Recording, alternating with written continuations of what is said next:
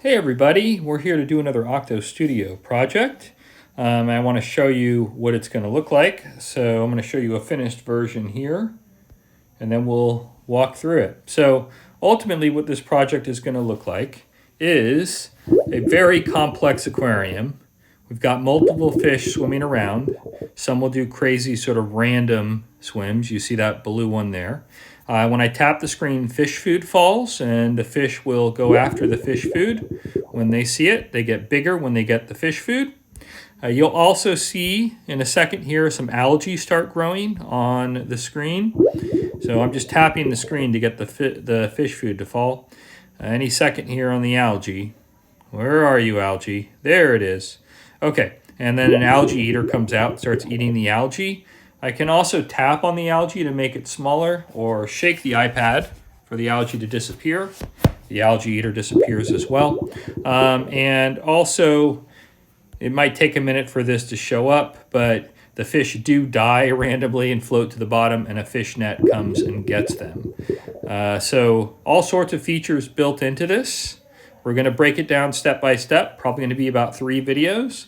So bear with us and let's get started. Okay, so the way we're going to begin this project is with a aquarium background and a single fish. So there's only one background that is aquatic in OctoStudio. So I went and saved a number of them in Safari and then imported them from my pictures. So this is not a background that you would find. So I'm going to take this fish. I just started with this blue fish. You can start with any fish. And I'm just going to pinch it to shrink it down because I don't want my fish to be very large to begin with. And now I'm going to add 4 more fish. So they don't have to be anything in particular. We'll do a jellyfish and that yellow one and a puffer fish and a shrimp. There we go. Okay, so now I'm just going to pinch them all to shrink them all to their basic sizes. Now we're going to just spread them out. Doesn't really matter where they are. We're going to begin with a title screen. So I'm just going to bring in a title screen from the bottom. Where are you? Text. Okay. And I'm going to bring in a forever loop because I want some sound effects. And we are going to have a delay timer of 10 seconds. And we are also going to have a bubbles sound effect, which is the default one for aquariums. And I'll have it play and continue. Okay, and then I'm going to change this to Brusco Aquarium.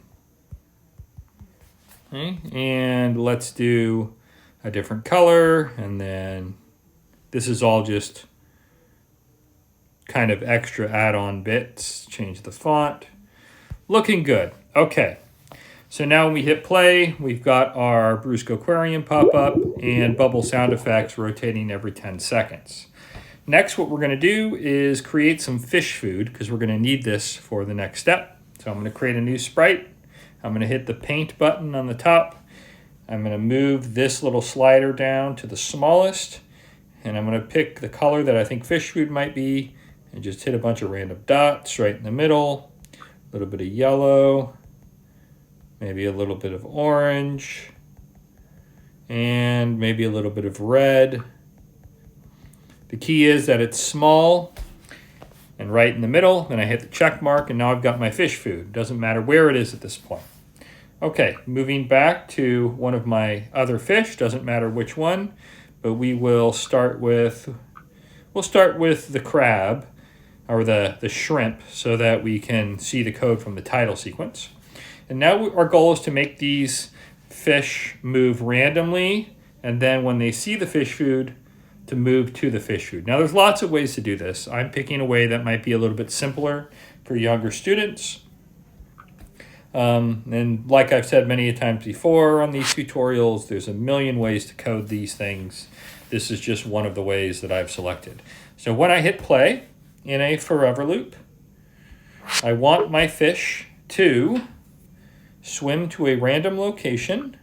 We're going to go to. I'm going to tap on the location marker, hit the dice, And then we want that to be slowly, want them to swim slowly to a random location. And then we're going to have them go to a sprite, and we want them to go to the food slightly faster. So every time they're done doing a swimming loop, they're going to go to the food. Now we're going to rest our finger on the top, and we're going to copy the script over to our other fish. Now if I hit the play button, they all start swimming, and they're all going to go to the food when they're done with their initial path. There we go.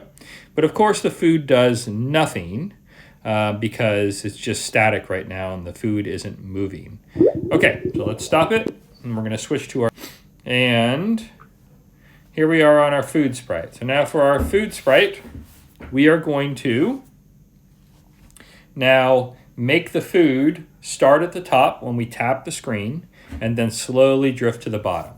So we're going to begin by saying with our food, when we hit play, we want you to hide. Okay?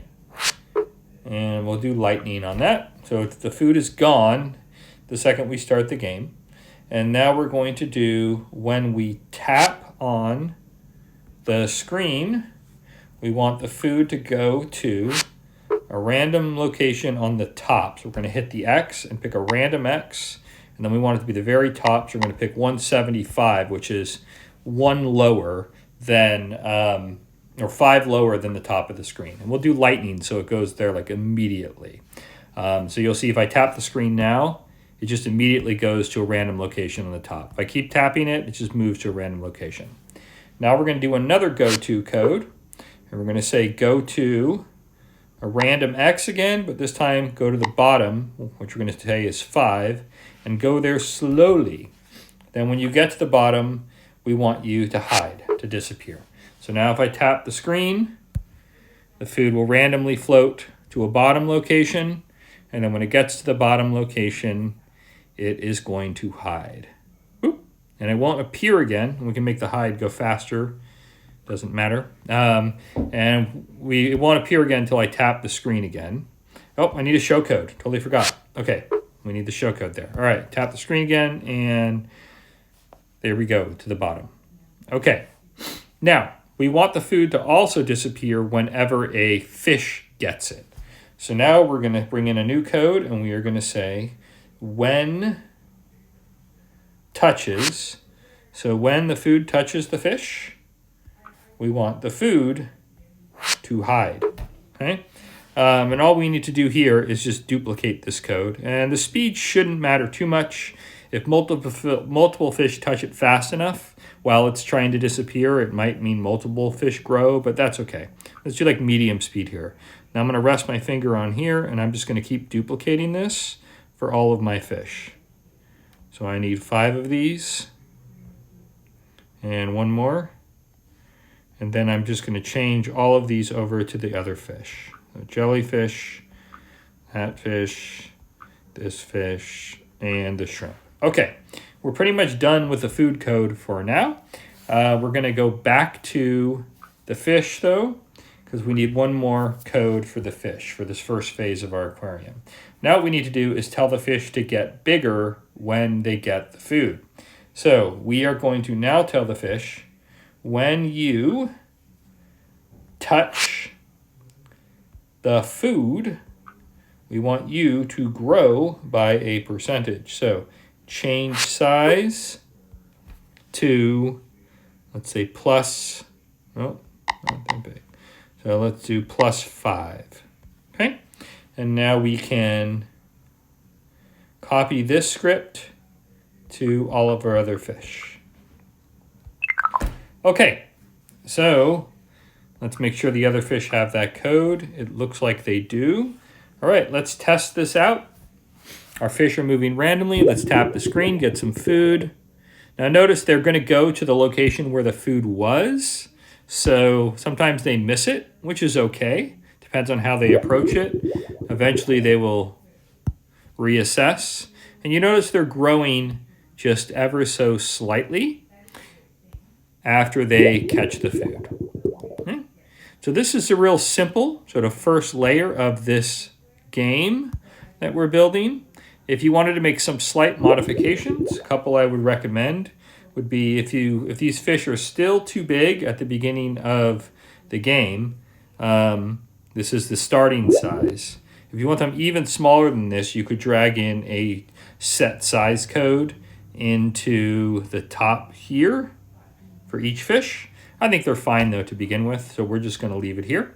So that's it. Go ahead and check out my part 2 video for some extra features.